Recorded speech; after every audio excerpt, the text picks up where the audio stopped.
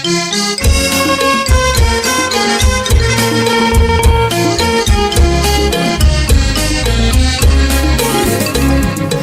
មកពីនេះសំវានណាស់បងបនស្រំព្រាំង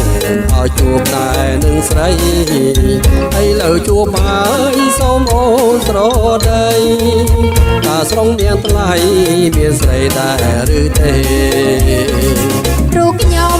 ជាស្រីមិនចង់ឆ្លើយនឹងធ្វើតតោយខ្លាចទាំងក្បាលគេខ្ញុំសួរនាងវិញនាងកុំចេញកាយរកនាងមានទេតួអង្គជាប្រងឬអូននេះហើយជាស្រីអ្វីបងមើលមិនសូវខំឈ្មោះបងទ្មានជ័យប្រាជ្ញាមួមុនសូមអូនប្រាប់ឈ្មោះស្រីស្រងអូនផង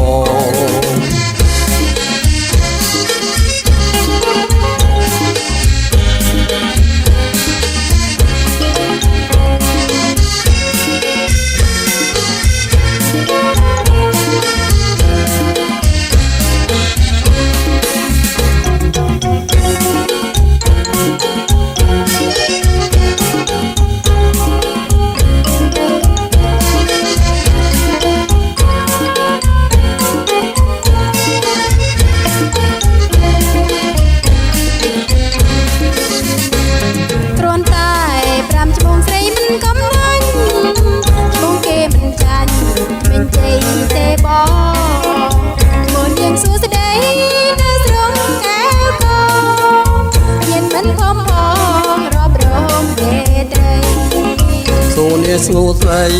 ពីរងម្លែងសំណាឈ្មោះនេះ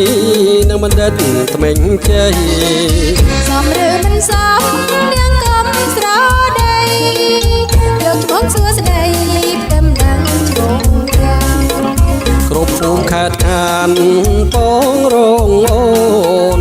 ជួបហើយមិនដេចស្ងួនឲ្យបងអន់អាំងរូបខ្ញុំកើតមកមានមកថ្នមថ្នមបងពិនជាស្មងចូលដល់ឪម៉ែ